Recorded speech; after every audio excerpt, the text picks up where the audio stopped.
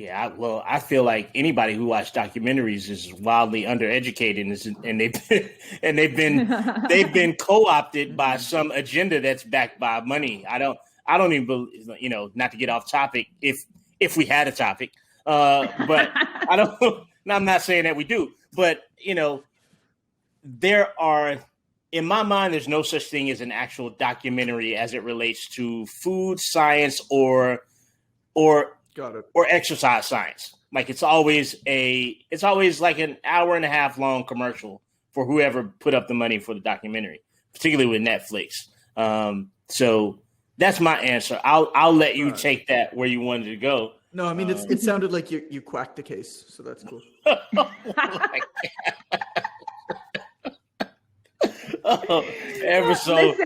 Listen, you're gonna ruffle our feathers. We're gonna have a problem here.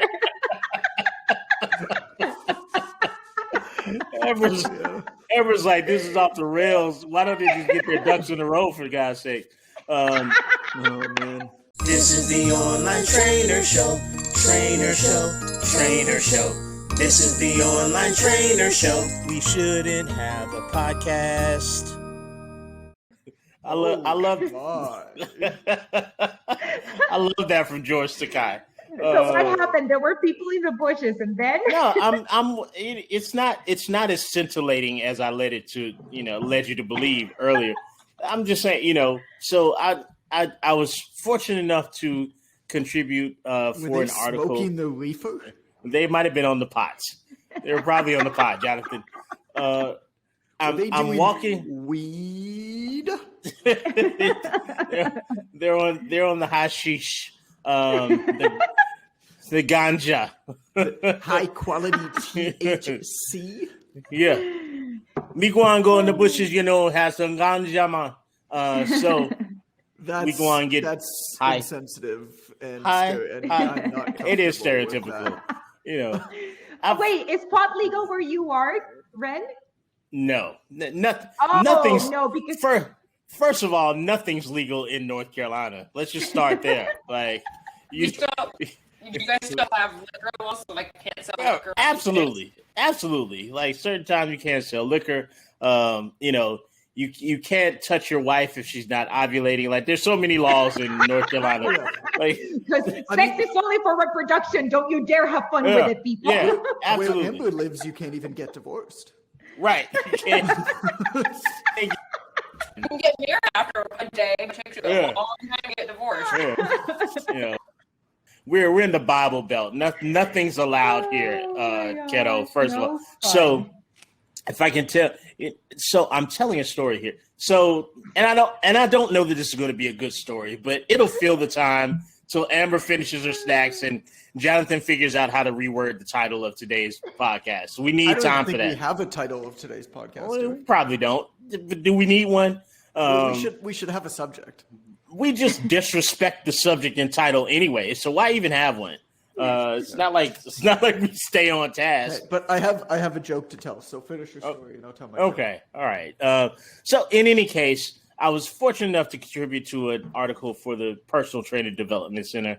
And at the request of the Personal Trainer Development Center, they suggested perhaps you could, shoot a walking and talking video a la Jonathan Goodman. He's the master at it. Nobody walks and talks on camera like Jonathan Goodman does. So lazy. Oh my God, Ren. It flows so easy.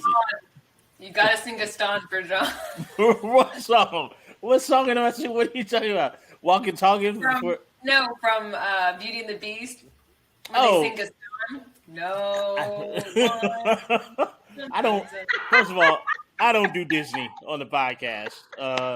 Some copyright. Like Disney has so many listeners. Like they're always watching. You gotta get me slapped with a lawsuit. But back to you people will not allow me to finish the story. Who are you calling you people? That's right. I said it. Political correctness be damned. So, as the token white people on this podcast, I take offense that you people comment. I want to hear what happened in the bushes. Tell me now. I don't know that anything specific was happening in the bushes. This will be an anticlimactic story, kiddo, just so you know. I'm just filling time here. So you guys, I'm hoping you guys are communicating on the back channels to figure out what the hell we're talking about today. As I feel for time, and nobody seems to be making that effort, by the way, from what I can tell. No, we're just letting you keep going. We'll figure out something. So I'm walking down the street. I'm trying to tell you, so I can record this video for Personal Trainer Development Center to go along with the article. Jesus, people. And then as I got to one corner, as I'm recording myself, I just noticed that there were people in the bushes. And there's an overpass near my apartment community where people were frequenting before. There's people that didn't have a place to go, but the city is trying to be proactive about getting them into shelters, which a lot of times they don't want to be in shelters necessarily because shelters have rules, right? You know, you can't come in after a certain time. You know, you have to be relatively clean. You can't do the pots when you're in the shelter. And that's the story. It was just that it was strange to me that these weren't deep bushes. It's not like people who were in the woods necessarily.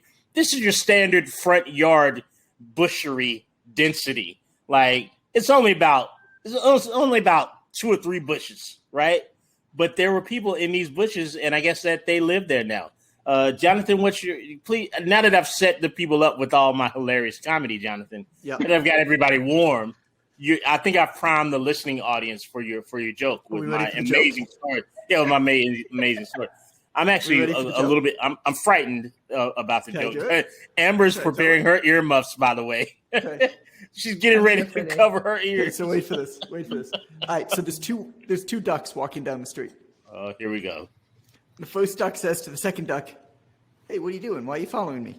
And the second duck says to the first duck, "Oh, I thought we could be friends." And the first duck said to the second duck, "Well, I mean, I guess it's okay that we could hang out, but like we're not friends, bro. Like you're a duck, like I'm a duck, like we don't know each other. Like you just happen to be following me down the street." And the second duck said, "Can I just keep following you then?" The first duck said, "I mean, whatever, I guess, but like we're not friends." So they're walking down the street, and they walk down a block or two, and then they hit a pond. And they get to the pond and they see a turtle in the water. Now, they knew it was a turtle and not a tortoise because turtles are in the water and tortoises are on land. So the first duck said to the second duck, "Did you know that that's a turtle?" Because the turtle's in the water and the tortoise is on land. And they kept walking. And then they saw a frog in the pond, and the frog said, "Ribbit." And the first duck said to the second duck, "Hey, man, did you see that frog?" It said, "Ribbit." And the second duck said, "I don't know you, bro. Who are you talking to?" So they kept walking down the street. And then the first duck said to the second duck, "Hey, man, it's cool if we're friends. We've been walking together for a little while. You know, we saw the pond, we saw the turtle. We learned about the difference between the turtle and the tortoise. Most people don't know that." And then they finally get to the first duck's house, and the first duck says to the second duck, "Hey, do you want to come in? My wife made a snack of cheese and crackers." That's it. Oh my God. I'm never getting those 5 minutes back. I am never getting those incoherent and useless attempted comedy that I've ever been a party to. Not only was it incoherent, it was absolutely a waste of time. Amber's checked out, almost literally. May God have mercy on your soul, sir. Just to tell you, you've said nothing here. Although there is learning opportunity in everything, I did not realize that tortoises were on land and turtles were in water. So I did get a little stretch of biological science from the if you want to call it joke. Well, I mean, I figured I'd start off the episode with a wisecrack. Oh my God. Listening audience, you're welcome. Carol, hopefully you've got something coherent and or interesting to say. If you don't, just make something coherent. So coherent and so interesting. So there's like a duck, and the other duck is like, "Dude, those pants." And the other duck is like, "Dude, your pants don't fit." And he's like, "What do you mean?" He's like, "Yes, I can see your butt crack." Nice. Oh my God! Oh my God! What the hell is happening here? Oh my God! This is just a horrible experience, And I was dangerously close not to showing up today. And somehow I was like, I need to show. I've committed to this thing. I need to show up for it. But I've learned a valuable lesson. Children. Yeah, I've learned a valuable lesson the here game today. is to try to tell that joke for as long as you possibly can. So, like, I'll go for 20 minutes talking about the ducks walking down the street to Calvin, and then the punchline just falls off. What? It's horrible. It's just a terrible thing to do to people. Awful. So if you've survived that and still listening, why? Also, we don't have a topic yet. So just keep listening. Keep listening to see where this thing goes. So Amber has thrown out a possible topic. We contributed nothing. Jonathan said he had a joke. That was his communication as we were feverishly trying to come up with a topic hours before this broadcast is recorded. Jonathan's contribution to the topic was, I have a joke today. So he's been holding that for hours. I did not comment in any way, shape, form, or fashion. Keto, of course, was not involved. So what, Amber, not that you needed to know that. I'm sure you assume that if you've been listening to this for a little while. Hey, I'm here. I am here. Keto's all or nothing. Like, it's 100% or 0%, and there's never anything in between. Like, she lives on the fringes. Yes. So what Amber suggested was that we possibly educate you on the subtle nuances of dealing with a demographic, a population to which you do not belong. Now, interestingly enough, I've been able to contribute to an article about this also for the Personal Trainer Development Center. And I walked and talked, not as eloquently and smoothly as Jonathan Goodman walking through the Yucatan Peninsula when he does it. But I did make an attempt through the gritty city streets of Charlotte, North Carolina, to walk and talk about the subject. So I say, why don't we just talk about that? We got nothing else to talk about, right? Nothing else. There's nothing. This may lean heavily on filler time in between incoherent thoughts. Yes. We've proven ourselves to be good at that. I'll try to come up with some questions that lead people to lie in a way that indicates it's all right. I mean, it's okay. I think it's important because there are so many male trainers who work with women. All right. So can we talk about how there's a lot of male trainers who work with women, but not as many women who work with men? Yep. Like have you ever met a woman who's like, I specialize in training entrepreneurial men who used to be college? Like, it literally never happens. But how many men are like, I train women?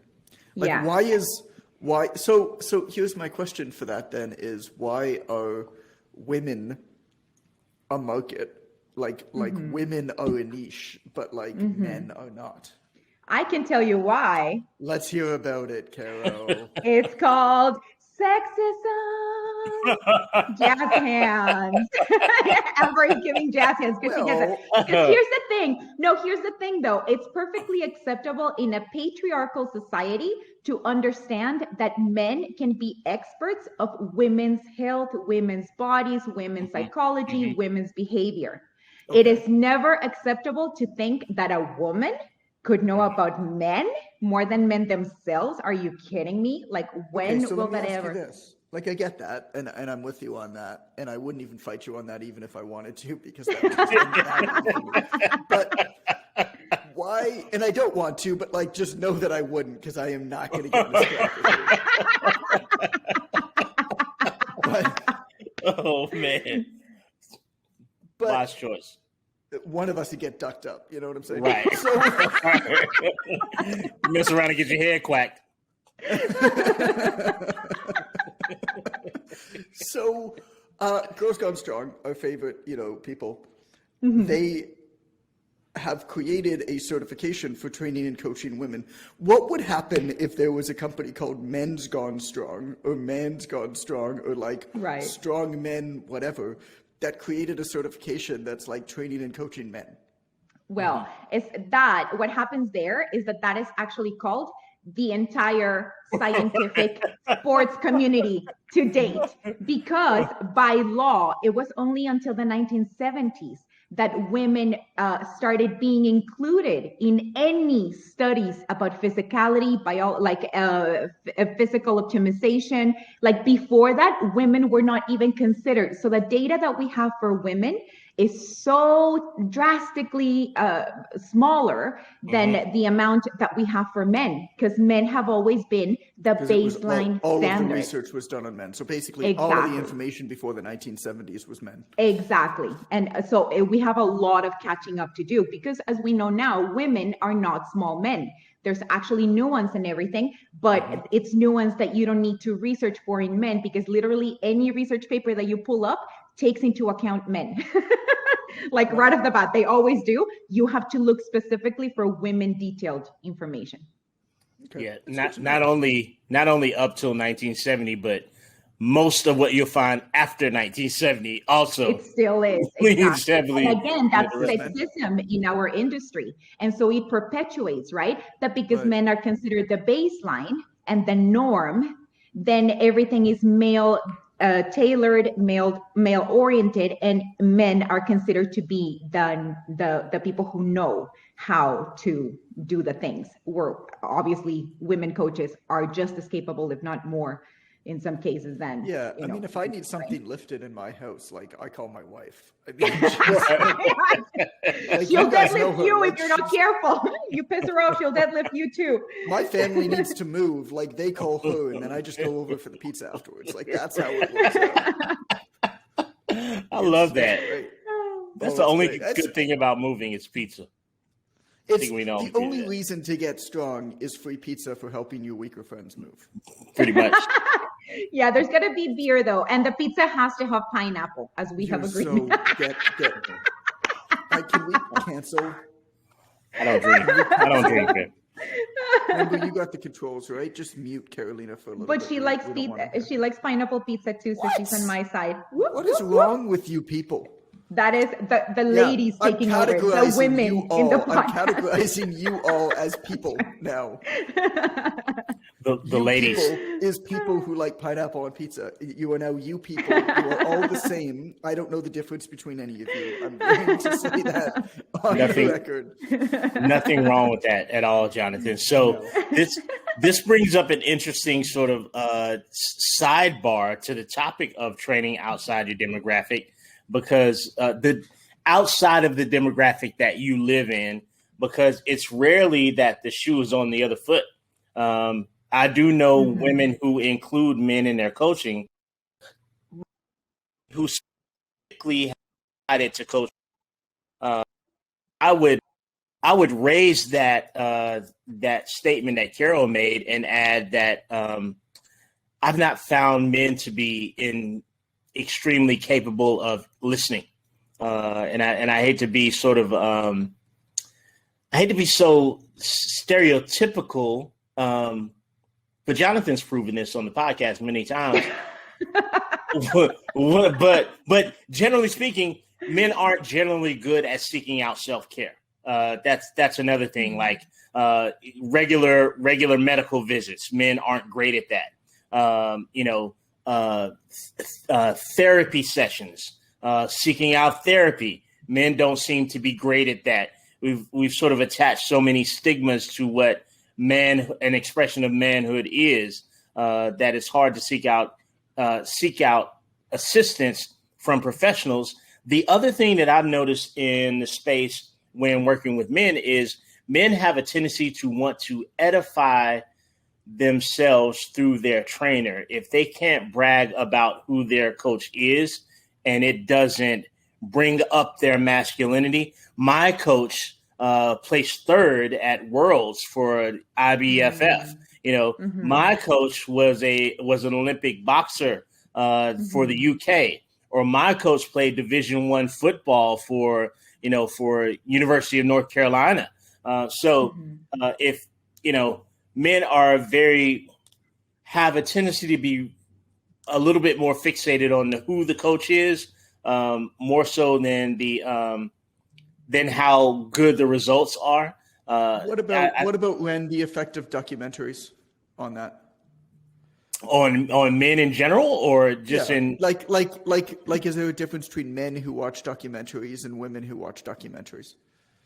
Yeah, well, I feel like anybody who watches documentaries is wildly undereducated, and they've been co-opted by some agenda that's backed by money. I don't even believe, not to get off topic, if we had a topic, but I don't. I'm not saying that we do, but there are, in my mind, there's no such thing as an actual documentary as it relates to food science or exercise science. Like it's always like an hour and a half long commercial for whoever put up the money for the documentary, particularly with Netflix. So that's my answer. I'll let you take that where you wanted to go. No, I mean it sounded like you quacked the case, so that's cool.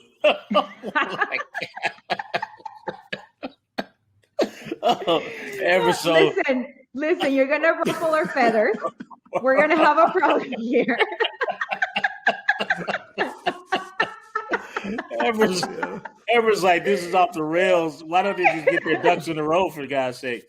Oh man. Well, I mean, when we just got to deal with your wisecracks. That's it, man. Just put it on my bill. So, what? Took a while for that one to sink in, didn't it? I'll let it move across the room. I don't think Carol got it yet. So, in terms of dealing with the demographic that you exist outside of, there are some tips and tools that we can offer you. It looks like it's going to lean heavily towards men coaching women. But I guess we could say I've seen the same thing in women coaching women. If there's a 20-something-year-old woman who's a coach and she's got perimenopausal, postmenopausal women that she's working with, or if she's single and unmarried with no children, she's got clients who have children and are married, et cetera, et cetera. These are two different demographics, even though they exist in the same gender, doesn't mean that's the same demographic, right? Same thing with men. Like you can be a man who's in your 20s or so, dealing with men that are on the other side of 35 or 40. You could be someone who has never had a full-time job, working with people that are working in corporate environments, never had a corporate job, I should say. So in all those cases, there's opportunity to be in the same gender, but in a wildly different demographic, either by age, lifestyle, or sort of we've also got the addition of nutritional demographics, right? What if I'm an omnivore and I've got vegans that I'm training, or I'm a vegan and I've got omnivores that I'm training? Like all these things come up. So let's start with like a tip. The first tip that I'll give, out of hopefully 3 and no more than that, so I can put the other 2 people here on the spot and they can think of their own damn tip. This is my tip. You guys, you figure out your own tips. As we I've already provided my value for this episode. So. Oh my God. Value. And that's just sad. That's just sad. So the first tip that I would give is let's get immersed in the language of whoever it is that we're serving, right? We've got to learn to speak the language of the demographic. The language of the 20-year-old male trainer is not going to be the same language as the 45-year-old male client, right? So how do we do that? So social media can help us with that for sure. But how do I get immersed in the language so that I know that I'm speaking correctly to the people that I'm trying to work with? Like, how does that happen? What do you suggest? Do you go in groups? Do you survey them? Do you ask questions? Like, how can we? This is what the question I'm throwing out to the panel here, who's dumbfounded by the fact that there's even a question coming. Everybody here looks like they're caught in headlights. How do I learn the language, immerse myself in a demographic? Oh, Jonathan's got an answer. Thank God. So, Jonathan, what are your thoughts there? Oh, wait, what are we talking? No, okay.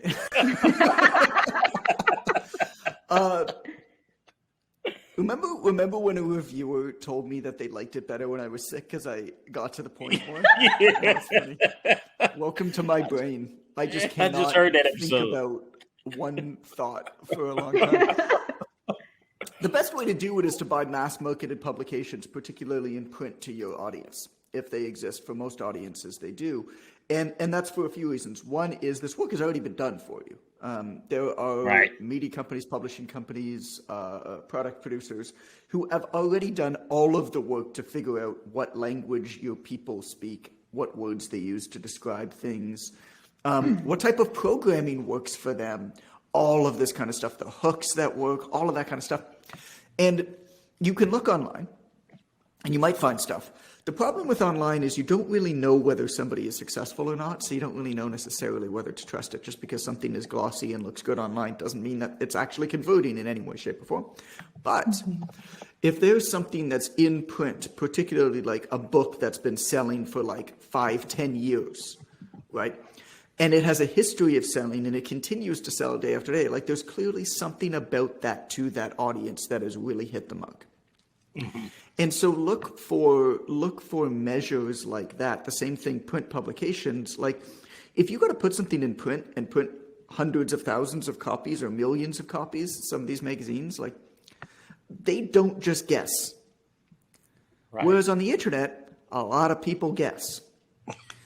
And so I would say number one, find books that are best-selling books to your audience that have been around for a minimum of 5 years, ideally 10, because people don't change. And if something's been around for 5 or 10 years and it continues to sell well, there is something that really hit home about that.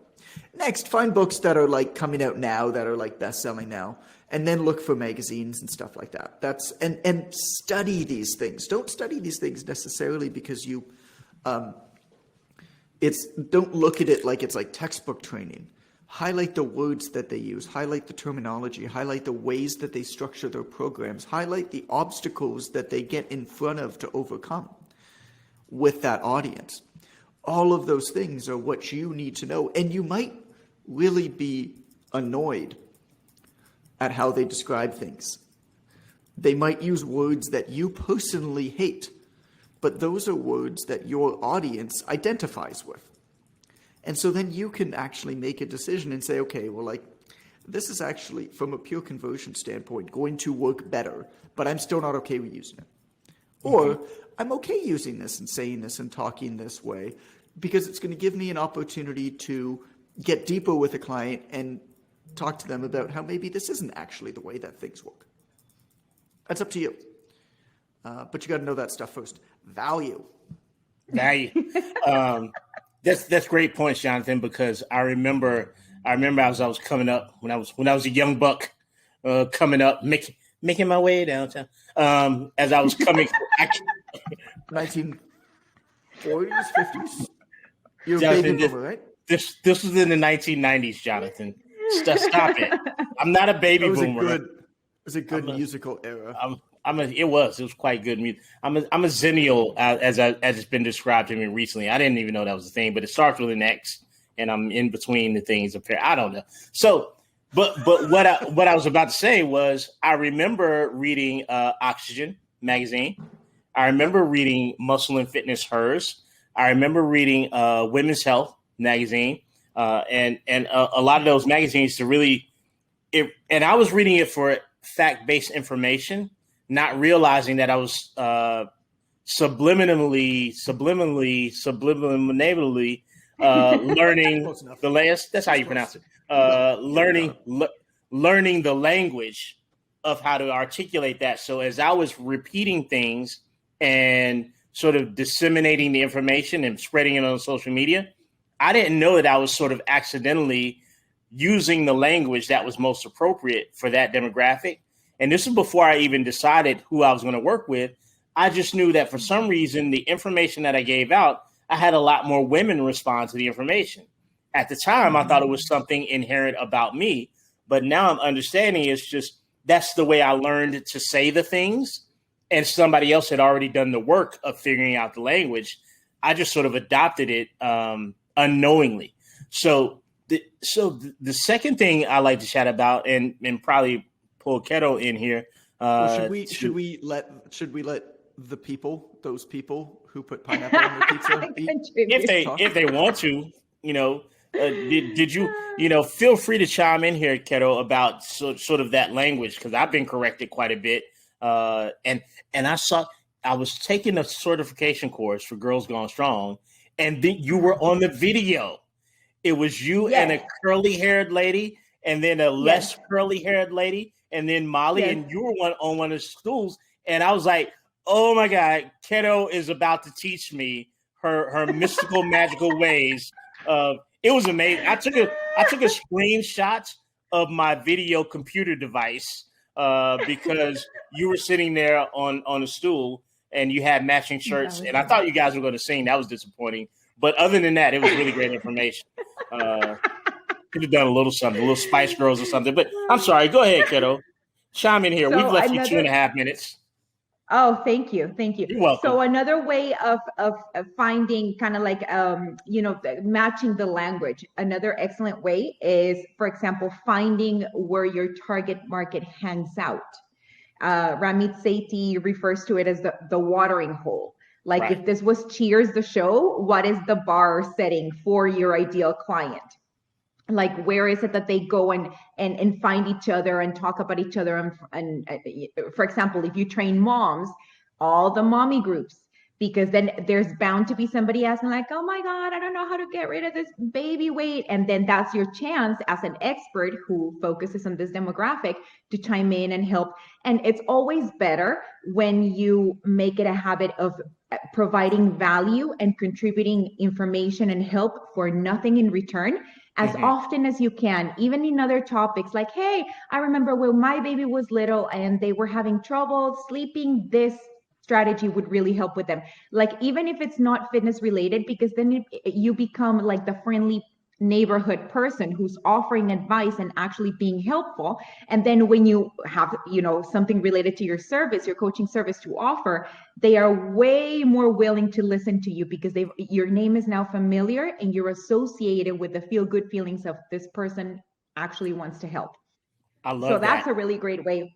Yeah. And again, same, match their words. Even, for example, for me, baby, like the mommy tummy is a super common way that they phrase it. And for me, I don't like it. Like, I personally, I'm like, why do we gotta call? Anyway, like, I could go into a whole thing about that, but these are their words right now. And you cannot find affinity if you're gonna come right off the bat fighting them about why they shouldn't be talking about their body like that. Like, you need to. It is. It's a big point because don't lead it. Yeah, don't lead the conversation in in saying everything that you think that you know is stupid and wrong. Yep. So, I personally hate the word toned, as in toned up, toning. I hate it. I think it's a good word. I like the word. No, I don't like it, Jonathan, and I don't want you to like it. I want you to do things that I don't like. First, when you do things that I understand that my potential clients, it's a word that they use and they know what it means amongst them. And I don't need to come in saying, well, you actually don't tone your body, ladies. Let me mansplain to you how fat and muscle work. Like, which is an error that I would have made earlier in my career. Right. So they'll be like, get the duck out of here, man. Right. Like, what the duck goose. You back in mind. Yeah, absolutely. Like Carol said, I don't want to ruffle too many feathers. So learning that the second thing, if I may mention the second thing, we're closing soon, as my father would say from the pulpit of his church. Speak too. I'd love to hear from her on stuff. That's what Amber wants to do. I can see the desire in her face. The second thing that I look at is taking myself out of the equation. If you're operating in a demographic that you're not a member of, what you do is wildly irrelevant to the demographic. Like the moms that I'm fortunate enough to work with don't need to see me exercising. How is it even important at all to them what a 47-year-old guy does for his workout routine? Like, it's irrelevant. I've got to take myself out of the equation. Now, if I can find someone that's in that demographic and they're working out, or they're sharing how they're able to manage dealing with the kids and getting their workout done. Nobody cares about my personal tips for how I negotiate and navigate fitness because I don't belong to that group of people. They care very much probably for how I can share something that Carolina says about her workout, and that will resonate a lot more with my demographic. Even Amber, same thing. Yeah. Did you have a point there, Carol? Did you want to chime in? Go ahead, Yes. Carol. Actually, oh my gosh, this ties in amazingly to something else that super, super excites me. So there's something that happens like in social justice movements, like when you're trying to create change in a community and you are going to start pushing for, like, for example, legislation that's going to benefit people who have so far been oppressed or being forgotten about and all this kind of stuff. There's a very powerful saying, and we say nothing about us without us. So if you're going to fight for my rights, you need to talk to me and make sure that you understand actually what I need, because you're hearing it from me directly. You can't just go and pretend like you know what's better for other people, because how paternalistic and annoying is that? So same with clients. Involve the people that you want to work with. Don't assume that you just know better what is best for your demographic if you are not part of that demographic. Absolutely. So there's listening that needs to happen here. Amber, I will go to you quickly and ask you the simplest question, so you don't have to talk very much. Have you ever worked outside of your a demographic? Have you ever worked with moms before you were a mom? Have you only worked with moms as you become a mom? Like, have you ever operated outside of what your life is like at that moment in your career as a fitness professional? I started out working with seniors, and a lot of them having Parkinson's. So, very much so. So what was that experience like for you? Like, how were you able to, first of all, how do you even approach seniors? Is this something that's a family history for you? Was there a way for you to tie yourself into this demographic, or? I think with that demographic, it requires someone who is very good at listening, because for a lot of people at a certain age, it becomes just as much about socializing and having someone to give a crap about you as it is having them come, tell you to do hip thrust, right? Like, and they could do that, but there's more to it than that. And so having someone who is capable of being interested in who they are and the things that they have learned makes a big difference. So I am naturally curious. So I think seniors tended to gravitate towards me. But I think in relation to all of this, being insanely curious and learning to shut up internally and externally. Like, stop thinking about what you want to say next or how you're interpreting what you're hearing them say. Like, listen and take it at face value and stop trying to turn it into something that they're not saying. It took me a long time to learn how to do that because I have a lot of internal chatter naturally. But that's one of the biggest skills that I learned over time that helped me learn what my clients are needing and what kind of language to use that would be more effective. So genuinely take interest in the other person. Yeah, that's total crap. I don't buy that at all. Why do we even let her? I don't know. Trying to stop me. Come on. Why do we even let her give opinions on the podcast? Right. If you didn't want to talk to us, just say, "Hey, look, I don't want to talk to you, but don't sell us a bunch of crap like that next time." I have nothing to add. Just say I have nothing to add to this topic. Yeah. Just that's all you gotta say. I tried to get visual. Oh yeah, that didn't work at all. So I mean, you've got 2 ears and 1 mouth, so you should just shut those ears and only use that mouth. That's what they say. That's what they say. I don't think that's what they say, Jonathan, at all. That's what they say. I literally never heard that, and it's frightening that you said it out loud. And you sold it so well. I feel like there's deep core belief there. What you just said. That's also alarming. So if we've done nothing else, and we've literally done nothing else today here on the podcast, if we've done nothing else, at least we've given you insight into the fact that most of working in a demographic where you don't exist is going to revolve around your ability to listen and interpret and sort of reflect. It's almost like a motivational interviewing, right? Open-ended questions, and acknowledging, reflecting, summarizing, the ORS technique for motivational interviewing. So open your ears, if not your minds, and allow people that are experts in the area. That will be the clients. They're going to be the actual expert in the demographic. Allow them the opportunity to educate you as much as you make the attempt to educate them about wellness, because people don't like it when you minimize their life experiences, especially if you assume to do that from a place of some sort of fictitious level of expertise.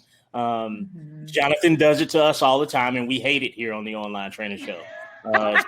Why we rarely speak to him outside of our recording times here on Tuesdays and Thursdays. So I send you guys messages all the time, and we ignore them all the time. Jonathan. We ignore them all the time. Jonathan's constantly calling me, "Hey, bud, can we hang out?" And I'm like, "No." Hey. No, you know what? Doing? Sometimes I do get messages, like we receive the messages and it's quite early. And I'm like, why does he have to get up at the crack of dawn? I don't get it. Why are you messaging me before the day started? I don't communicate that much in the middle of the day. I'm certainly not going to communicate with you now. You're gonna give me a task too early in the day that I'll have all day to complete and no excuse for why I didn't get it done. Just wait till the middle of the day when I can say, "Oh, I couldn't get to it today." But no, now you've texted me early in the morning, and now I've got the whole day to complete this, and it should be good when I turn it in. I'm just going to ignore that every time. I don't need that kind of pressure. I got enough pressure as it is. So, Jonathan, did you have anything else that you wanted to add here in closing? I'm frightened to ask, but it might be good for ratings. Or you feel satisfied by what we did here today? I was feeling good until you were just talking about that last little bit. Now my mood is toned a little bit foul. I see what you did there. Oh my gosh. Wrap up this ducking show, Ren. Come on. Up on this one. Thank you so much for tuning in to this episode of the Online Trainer Show. We hope that you guys were stimulated and invigorated through all the amazing knowledge that was dropped here today. On behalf of Catalina and Amber and Jonathan and myself, we'd like to invite you to participate in the show notes that you can find at onlinetrainer.com/podcast. And leave us some reviews. We need more reviews again. And we need Joe Brown 2020, where are you? Like, we've not heard from you since the inception of this, since we first sailed this intrepid vessel into the seas of online broadcasting. We've not heard from you, Joe Brown 2020. We want to know some stuff about Joe Brown 2021. So reach out to us, and we'll be happy to share your commentary here. Can we do the jingle now? It's time. It's lunchtime for me. I get to have a snack. Amber said, "If you wish." Jingle, jingle. This is the Online Trainer Show. Trainer Show. Trainer Show. This is the Online Trainer Show. We shouldn't have a podcast.